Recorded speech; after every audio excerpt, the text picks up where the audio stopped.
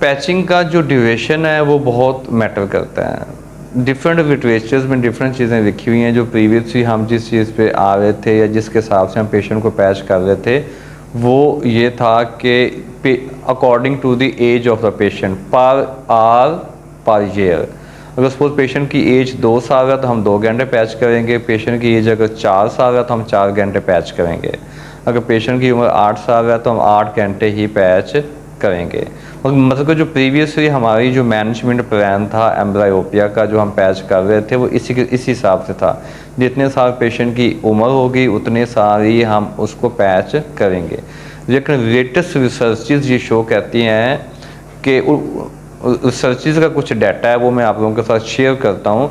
Researches ये show करती हैं कि अगर पेशेंट की एज 7 ईयर से कम है, कितनी 7 ईयर से पेशेंट की एज कम है और पेशेंट की जो विजुअल एक्यूटी है वो 0.3 से लेके 0.4 लॉग मार तक है।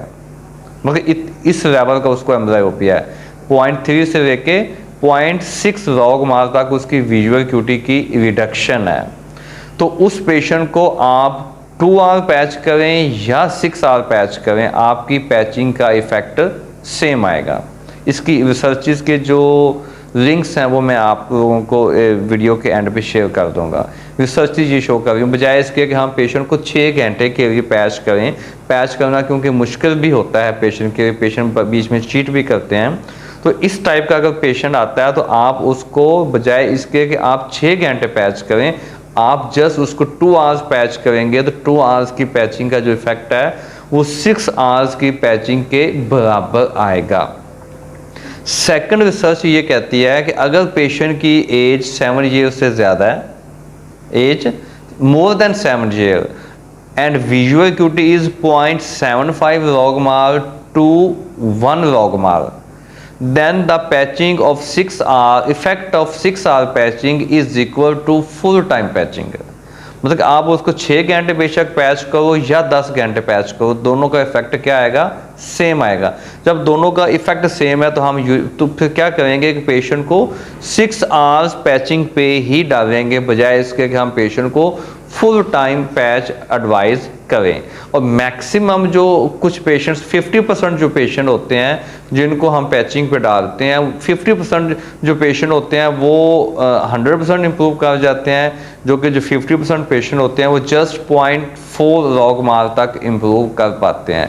नेक्स्ट क्वेश्चन ये राइज होता है कि पेशेंट आपके पास आया, आपने उसको पैचिंग एडवाइस कर दी, पैचिंग पे डाल दिया, पेशेंट की विजन पैचिंग से इम्प्रूव नहीं हो रही, तो हम कितनी देर तक पेशेंट को पैचिंग पे डालते जाएंगे?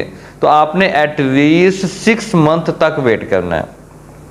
6 मंथ तक भी अगर पेशेंट की विजन में विजिट टू विजिट कोई इम्प्रूवमेंट नहीं होगी तो फिर हम उसकी क्या कर देंगे, पैचिंग स्टॉप कर देंगे।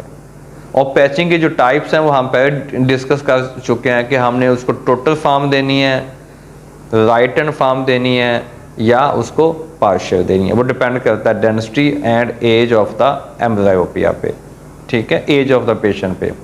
अब हम नेक्स्ट इंशाल्लाह डिस्कस करते हैं कि रिस्क फैक्टर ऑफ ऑक्लूजन। अगर हम सपोज पेशेंट को ऑक्लूड करते हैं तो ऑक्लूजन के नुकसानात क्या हैं, उससे पहले हम डिस्कस करते हैं कि हमारा मकसद क्या होता है पैचिंग करने का, हमारा एम क्या है, हम एम अचीव क्या करना चाहते हैं। हमारा एम ये होता है कि equalize the visual acuity in both eyes, दोनों आंखों में जो विजुअल एक्यूटी है वो क्या हो, इक्वल हो, दोनों में 6 हो जाए। सेकंड हमारा एम क्या होता है, सेंट्रल फिक्सेशन, ताकि पेशेंट की जो इसेंट्रिक फिक्सेशन है वो किस में हो जाए, सेंट्रिक फिक्सेशन में हो जाए, स्टेडी और सेंट्रल फिक्सेशन हो जाए। जो हमारा थर्ड फैक्टर है वो होता है मैक्सिमम विजुअल एक्यूटी, हम ऑप्टिमाइज जितना विजुअल एक्यूटी को कर सकते हैं हम करें। और हम पैचिंग तब तक कंटिन्यू करेंगे जब तक हमारे ये तीनों एम पूरे नहीं हो जाते। अगर ये हमारे तीनों एम 6 मंथ तक पूरे नहीं होते कि पेशेंट कोई इम्प्रूवमेंट शो नहीं कर रहा तो फिर हम पैचिंग को स्टॉप कर देते हैं। अगर पेशेंट इम्प्रूवमेंट शो कर रहा है तो फिर हम उसकी ऑप्टिमम विजुअल एक्यूटी तक जाएंगे, विजुअल एक्यूटी को इक्वलाइज करने की कोशिश करेंगे और उसकी सेंट्रल फिक्सेशन को डिस्कस करेंगे, सेंट्रल फिक्सेशन उसकी अचीव करने की कोशिश करेंगे।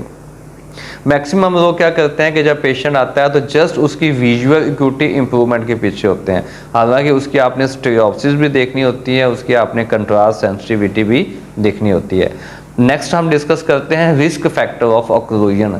अगर हम पेशेंट को ऑक्लूड करते हैं तो ऑक्लूड करने से कौन कौन से नुकसानात या रिस्क होने के चांसेस होते हैं। Risk factor of occlusion. Occlusion का जो सबसे पहला रिस्क फैक्टर है वो है intractable diplopia. Intractable diplopia, intractable diplopia ऐसा होता है जो कि सुप्रेशन के ओवरकम होने की वजह से होता है। तो वो तमाम पेशेंट जिनकी एज 7 to 8 ईयर के दरमियान में है और उनको स्ट्रैबिस्मिक एम्ब्लियोपिया है, तो जब आप उनको पैचिंग करते हैं तो आपने उनकी बड़ी केयरफुल पैचिंग करनी है। अगर आपकी सपोज सुप्रेशन ओवरकम हो गई है तो सुप्रेशन के ओवरकम होने की वजह से जब पेशेंट को दो नज़र आने शुरू हो जाएंगे, जो उसको डिप्लोपिया होगा उसे हम क्या कहते हैं, इंट्रैक्टेबल डिप्लोपिया। इंट्रैक्टेबल डिप्लोपिया होने के जो ज़्यादा चांसेस होते हैं वो स्ट्रैबिस्मिक एम्ब्लियोपिया में होते हैं as compare to an isometropic amblyopia. मैं फिर दोबारा रिपीट कर दूँ, वो तमाम एम्ब्लियोपिक पेशेंट जिनकी एज 6 to 8 ईयर के अराउंड है, उनको अगर आपने पैचिंग पे डालना है तो आपने उनकी पैचिंग बड़ी केयरफुल करनी है। अगर आप उनकी गुड आई की विजन मोनिटर नहीं करेंगे तो हो सकता है कि उसकी सुप्रेशन ओवरकम हो जाए। जब सुप्रेशन ओवरकम होने की वजह से डिप्लोपिया होगा, उसको दो नज़र आने शुरू हो जाएंगे, तो उस डिप्लोपिया को हम क्या कहते हैं, इंट्रैक्टेबल डिप्लोपिया। और इसके मैक्सिमम जो चांसेस होते हैं वो स्ट्रैबिस्मिक एम्ब्लियोपिया में होते हैं as compare to an isometropic amblyopia. Next जो रिस्क फैक्टर है वो है ऑक्लूजन एम्ब्लियोपिया। ऑक्लूजन एम्ब्लियोपिया को हम क्लासिफिकेशन में बड़ी डिटेल से डिस्कस कर चुके हैं कि ऑक्लूजन एम्ब्लियोपिया को हम रिवर्स एम्ब्लियोपिया भी कहते हैं। ये एक ऐसा एम्ब्लियोपिया होता है कि जिसमें जब हम नॉर्मल आई, गुड आई को पैच करते हैं तो गुड आई की विजन पैचिंग से कम हो जाती है, that is known as reverse amblyopia. और रिवर्स एम्ब्लियोपिया होने के चांसेस ज़्यादा होते हैं अगर पेशेंट की एज कम है। सपोज पेशेंट की एज अगर 2, 3, 4 ईयर है, जितनी पेशेंट की एज कम होगी उतनी ऑक्लूजन एम्ब्लियोपिया होने के चांसेस ज़्यादा होते हैं। क्यों ज़्यादा होते हैं? क्योंकि पेशेंट विजुअल मेच्योरिटी की एज से गुजर रहा होता है और उसकी जो नॉर्मल आई है उसकी भी विजुअल मेच्योरिटी अचीव हो रही होती है। एक और चीज़, जब आपने पेशेंट को पैचिंग एडवाइस करनी है तो पेशेंट को आपने ये बताना है कि उसने पैच उतार देना है। जब आप पेशेंट को प्रॉपर काउंसल नहीं करते तो कुछ पेशेंट्स हमारे पास ऐसे भी आते हैं जो पूरे 2 महीने या पूरे 6 महीने मुसलसल ही पैच करते रहते हैं, इवन कि रात को सोते हुए भी वो पैच नहीं उतारते। तो उनको आपने ये गाइड करना है, ये काउंसल करना है। कोशिश करें कि उनको डॉक्यूमेंटेशन फॉर्म में भी दें और उनको वर्बल भी बताएं कि आपने जो रिक्वायर्ड टाइम आपको बताया गया है उसके बाद आपने आई से पैच रिमूव कर देना है ताकि नॉर्मल आई को भी मौका मिले, उसकी भी रेटिनल स्टिमुलेशन प्रॉपर हो। नेक्स्ट जो रिस्क फैक्टर है वो है डिसोसिएशन ऑफ लेटेंट डेविएशन। अब जो डेविएशन है वो 2 तरह की होती है, एक होती है मैनिफेस्ट, एक होती है लेटेंट। मैनिफेस्ट को हम क्या कहते हैं, ट्रोपिया, और लेटेंट को क्या कहते हैं, फोरिया कहते हैं। अगर तो आपका हिडन स्क्विंट है जिसे हम लेटेंट कहते हैं, और जब आप पैच करेंगे तो उसकी बेसिकली क्या होगी, फ्यूजन ब्रेक होगी तो वो डिसोसिएट हो जाएगा। जब डिसोसिएशन होगा तो वो जो मैनिफेस्ट, जो लेटेंट था, जो छुपा हुआ था, वो अब क्या हो गया, मैनिफेस्ट हो गया। तो ये भी एक नुकसान हो सकता है। नेक्स्ट जो है वो है DVD. DVD is known as dissociated vertical deviation, जिसमें क्या होता है कि बेसिकली अंडर द कवर जो आई है वो क्या कर जाती है, मूव कर जाती है, अपवर्ड जो है वो रोटेट कर जाती है। तो जब आप पेशेंट की आई को सपोज पैच कर रहे हैं तो उसकी फ्यूजन ब्रेक हो रही है, फ्यूजन ब्रेक होने की वजह से क्या है कि आपकी जो आई है वो डेविएट कर जाती है अपवर्ड। डीवीडी के बाद है एलर्जिक रिस्पॉन्स। जैसे समर सीज़न होता है स्पेशली पाकिस्तान में और सब कॉन्टिनेंट में, तो समर सीज़न जो है वो बहुत मुश्किल होता है उसमें पैच करना। तो जब पेशेंट सपोज 8 to 9 आवर्स या 6 to 7 आवर्स जब पैच करेगा तो पैच करने से क्या होता है कि उसको एलर्जिक रिस्पॉन्सेज होने के, रैशेस पड़ जाते हैं, वाटरिंग होती है, मल्टीपल इश्यूज होते हैं, इन्फेक्शन इंक्यूबेशन होने के चांसेस होते हैं। तो समर में ये पैच करना मुश्किल होता है और इसमें एलर्जिक रिस्पॉन्स और इन्फेक्शन होने के चांसेस होते हैं। नेक्स्ट है डिसओरिएंटेशन। सोशली डिसओरिएंटेशन होती है। जब आपने पैच किया होता है तो आपके बाइनोकुलर सिंगल तो अचीव नहीं हो रही होती, दोनों आंखें आप इकट्ठे यूज़ नहीं कर रहे होते, तो आपकी जो ओरिएंटेशन है वो डिस्टर्ब हो सकती है। और सबसे एंड पे जो आता है, लास्ट पे, वो आता है बुलिंग। बुलिंग में ये होता है कि जब बच्चे जाते हैं स्कूल में पैच लगा के, तो उनके जो क्लास फेलोज होते हैं वो उनको टॉन्ट करते हैं, उनका मजाक बनाते हैं। तो बच्चे क्या करते हैं कि पेरेंट्स घर से पैच लगा के भेजते हैं, बच्चे स्कूल जाके पैच उतार के बैग में डाल देते हैं। क्यों डाल देते हैं? क्योंकि बच्चे मजाक बनाते हैं और उनको छेड़ते हैं। तो इसलिए आपने पेरेंट्स को ये काउंसल करना है कि अगर उनके बच्चे को एम्ब्लायोपिया है और उनका बच्चा स्कूल गोइंग है, तो उन्होंने स्कूल में जाके उनके जो कंसर्न टीचर्स हैं और जो उनकी प्रिंसिपल्स हैं उनसे मिलना है, उनको बताना है कि हमारे बच्चे को ये प्रॉब्लम है, इसका जो ट्रीटमेंट है वो पैच है, और आपने चेक करना है। एक तो ये है कि बाकी के जो बच्चे हैं वो हमारे बच्चे को मजाक ना बनाएं, इसको तंग ना करें, और दूसरा आपने ये भी उनको कहना है कि हमारे बच्चे का भी ख्याल रखें कि यहाँ आके पैच उतारता तो नहीं है, चीट तो नहीं करता। अब इन रिस्क फैक्टर से बचने के लिए हमारे पास जो सेकंड वे ऑफ ट्रीटमेंट है, वो सेकंड वे ऑफ ट्रीटमेंट वो है साइक्लोपेजिक ड्रग्स, जिसमें इन फैक्टर से हम बच सकते हैं। अब हम नेक्स्ट जो है वो साइक्लोपेजिक ड्रग्स को डिस्कस करते हैं। Second way of treatment after the occlusion is cycloplegic drugs. जैसे हमने पहले रिस्क फैक्टर डिस्कस किए थे ऑक्लूजन के ना, उसके रिस्क फैक्टर्स को मद्देनज़र रखते हुए जो हमारा जो सेकंड वे ऑफ ट्रीटमेंट है वो है साइक्लोपेजिक ड्रग्स।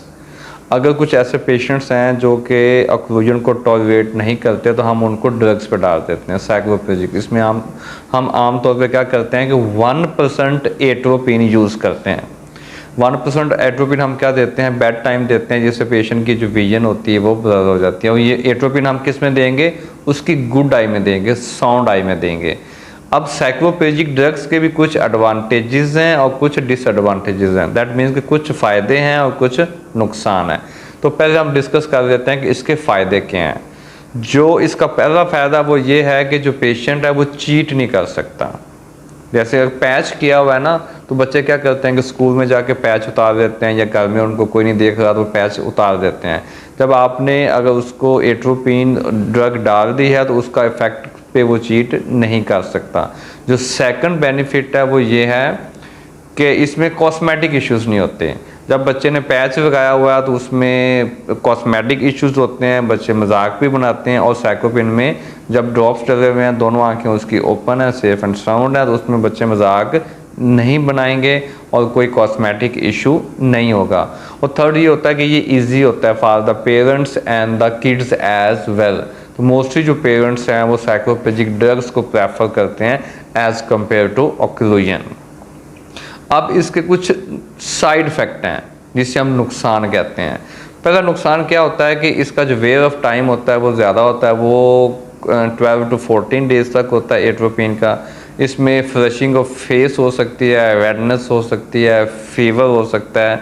और एट्रोपिन जो है वो वेरी डेंस एम्ब्लायोपिया में उतना रिक्वायर्ड जो अमाउंट होता है वो रिडक्शन ऑफ विजुअल एक्यूटी का वो अचीव नहीं कर पाता जो कि ऑक्लूजन अचीव कर पाती है। ये था साइक्लोपेजिक ड्रग्स। अब नेक्स्ट हम बात करते हैं रिकरेंस। ये तो हमारा जो था एक वे ऑफ ट्रीटमेंट है। इसके अलावा जो थर्ड वे ऑफ ट्रीटमेंट है वो है ड्रग्स। कुछ ऐसी ड्रग्स हैं जो कि हम न्यूरो फिजिशियन के साथ मिल के पेशेंट को यूज़ करवा सकते हैं। वो दो ड्रग्स हैं, उनका नाम है लीवोडोपा एंड कार्बिडोपा। ये दो ऐसी ड्रग्स हैं जो एक्ट करती हैं एज अ न्यूरोट्रांसमीटर। ये हम पेशेंट को देते हैं जिससे ये सपोज किया जाता है कि उनकी जो रेटिनल स्टिमुलेशन होती है। लेकिन इससे ये होता है कि ये हम as a eye care professional और ऑप्थेल्मोलॉजिस्ट और any other eye care professional आप ये न्यूरो फिजिशियन की को टीम का हिस्सा बनाए बगैर ये नहीं कर सकते, क्योंकि इसके सीरियस साइड इफ़ेक्ट होने के भी चांसेस होते हैं। जैसे इसमें क्या होता है कि हेलुसिनेशंस होती है और मल्टीपल फैक्टर्स होते हैं। फोर्थ जो ट्रीटमेंट है वो है कंप्यूटराइज्ड ट्रीटमेंट, जिसे एनाफैलेग भी कहते हैं। रेड ग्रीन ग्लासेस होती हैं और कुछ ऐसे सॉफ्टवेयर होते हैं, ये सॉफ्टवेयर मैं खुद यूज़ करवाता हूँ अपने पेशेंट्स पे, और मैंने देखा है कि मैक्सिमम जो इम्प्रूवमेंट होती है वो होती है। उसका सॉफ्टवेयर का नाम है एम्ब्लायोपिया ABC के नाम पे, ये गूगल पे पड़ा हुआ है। इसमें 1 साल से लेकर 16 ईयर ऑफ एज तक जो गेम्स होती हैं, आपने क्या करना होता है, पेशेंट को गेम्स खिलानी होती हैं एक आंख पैच करके। जब पेशेंट गेम खेलता है तो वो उसकी जो रेटिनल स्टिमुलेशन होती है और उसकी जो विजन है वो इम्प्रूव होना शुरू हो जाती है। या कुछ न्यू गेम्स आई हुई हैं जिसे एनाफैलेग कहते हैं, रेड ग्रीन ग्लासेस होती हैं जो एज ए डिसोसिएटिव फैक्टर के तौर पे काम करती हैं उन गेम्स पे, और ये गेम्स इजीली प्ले स्टोर पे अवेलेबल हैं, आप वहाँ से आसानी से डाउनलोड कर सकते हैं। और अगर आप पेशेंट्स को उन गेम्स पे डालते हैं तो उनसे भी विजन इम्प्रूव हो सकती है। एक बहुत पुराना मेथड था जिसे हम प्री ऑप्टिक्स कहते हैं, वो होता था विद द हेल्प ऑफ स्नैप्टोफोर। स्नैप्टोफोर में हम बेसिकली क्या करते हैं कि वो डालते हैं, हडिंगर ब्रशेस डालते हैं। हडिंगर ब्रशेस जो है वो एक्ट करते हैं एज ए मैकुलर मसाज। आप स्नैप्टोफोर की ट्यूब्स में हडिंगर ब्रशेस डालेंगे, उसको ऑन करेंगे, पेशेंट को साथ बिठाएंगे और उसको ऑन करेंगे तो उसमें एक इमेजेस होते हैं जो कि डायरेक्ट आपके मैकुला को क्या करते हैं, मसाज करते हैं। स्नैप्टोफोर का जो पुराना नाम था वो एम्ब्लायोस्कोप था, उसको जस्ट यूज ही इस पर्पज़ के लिए किया जाता था। उसमें फिर क्या होता था कि पेशेंट को हॉस्पिटलाइज होना पड़ता था, मतलब कि आपने सुबह शाम उसको या दिन में 3 दफ़ा उसको वो सेशन देना होता था, तो पेशेंट एडमिट होता था पेशेंट वार्ड में। अब एम्ब्लायोस्कोप को फिर फर्दर लेटेस्ट रिसर्चेज आई, फिर हमने उसको मॉडिफाई किया, वो मॉडिफाई होता गया। अब स्नैप्टोफोर को हम मल्टीपल पर्पज़ के लिए यूज़ करते हैं। ये सारा जो है वो एम्ब्लायोपिया का वे ऑफ ट्रीटमेंट है। According to my personal opinion अभी भी जो सबसे बेस्ट वे ऑफ ट्रीटमेंट अगर मैं खुद इसमें से चूज़ करूँ तो वो ऑक्लूजन थेरेपी है।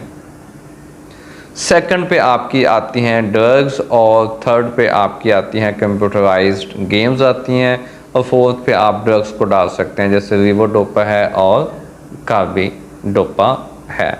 मैं फिर दोबारा रिपीट कर देता हूँ, ये एक वे ऑफ ट्रीटमेंट है। Occlusion therapy, cycloplegic drugs, penalization और कंप्यूटराइज्ड गेम्स एंड ड्रग्स जो एक्ट करती हैं as a neurotransmitter like levodopa and carbidopa. अब ये तो एक वे ऑफ ट्रीटमेंट था जो हमने पेशेंट का कर दिया। नेक्स्ट हम डिस्कस करते हैं उसकी रिकरेंस, कि ट्रीटमेंट होने के बाद कितने % चांसेस होते हैं कि आपका जो एम्ब्लायोपिया है वो दोबारा हो जाता है। हमेशा याद रखें, suppression is a physiological process, not a pathological process, क्योंकि हम इसकी डेफिनेशन में भी डिस्कस कर चुके हैं, ठीक है। In the absence of any pathology, organic pathology of the visual pathway, तो 70% चांसेस होते हैं कि रिकरेंस हो जाती है। और अगर हम बात करें स्ट्रैबिस्मिक एम्ब्लायोपिया में, आफ्टर द सिकेशन ऑफ ट्रीटमेंट, जो स्ट्रैबिस्मिक एम्ब्लायोपिया होता है उसमें 1 to 3 स्नेलन जो लाइन्स हैं उनकी रिडक्शन ऑफ विजुअल एक्यूटी हो सकती है, और 4 लाइन्स तक की जो रिडक्शन ऑफ विजुअल एक्यूटी है वो एनिसोमेट्रोपिक एम्ब्लायोपिया में हो सकती है। जो मैक्सिमम रिडक्शन होती है वो होती है मिक्स्ड एम्ब्लायोपिया में। अब हमने इसकी क्लासिफिकेशन में ये डिस्कस नहीं किया था। मिक्स्ड एम्ब्लायोपिया वो होता है जब 2 से 1 से ज़्यादा टाइप्स इकट्ठी हों, जैसे पेशेंट को एनिसोमेट्रोपिया भी है और उसको यूनिलेटरल स्ट्रैबिस्मस भी है, तो वो कौन सी कैटेगरी में फॉल करेगा, स्ट्रैबिस्मिक एम्ब्लायोपिया भी उसको हो गया और एनिसोमेट्रोपिया भी हो गया, तो दोनों को इकट्ठा करके हम क्या कहते हैं, मिक्स्ड एम्ब्लायोपिया कहते हैं। तो मिक्स्ड एम्ब्लायोपिया में मैक्सिमम चांसेस होते हैं रिकरेंस होने के। तो आपने जब पैचिंग स्टॉप करनी है उसको टेपर ऑफ करना है। अगर सपोज आप उसको पैच कर रहे थे 6 आवर्स, अब 6 आवर्स से विजन 6 अचीव हो गई है, अब 6 आवर्स से आएंगे 4 आवर्स पे, फिर 2 आवर्स पे आएंगे, फिर उसको ऑल्टरनेट पैच करेंगे ताकि दोनों की इक्वलिटी हो जाए, फिर उसको स्टॉप करेंगे। और स्टॉप करने के बाद भी ये लिख रहे हैं, नोट कर रहे हैं इस चीज़ को पैचिंग स्टॉप करने के 24 मंथ बाद आपने पेशेंट को फॉलो अप पे रखना है, ताकि आप ये चेक कर सकें कि पेशेंट में किसी किस्म की रिकरेंस तो नहीं हो रही। रिकरेंस से बचने के लिए, पेशेंट को बचाने के लिए आपने 24 मंथ, जो कि 2 साल बनते हैं, वो आपने पेशेंट को अपने फॉलो अप पे रखना है। This is all about the amblyopia, जिसमें हमने डिटेल में सारी चीज़ें डिस्कस की हैं। अगर आप लोगों की कोई क्वेरी हो, कोई क्वेश्चन हो, तो आप लोग कमेंट बॉक्स में पूछ सकते हैं या आप हमें ईमेल कर सकते हैं।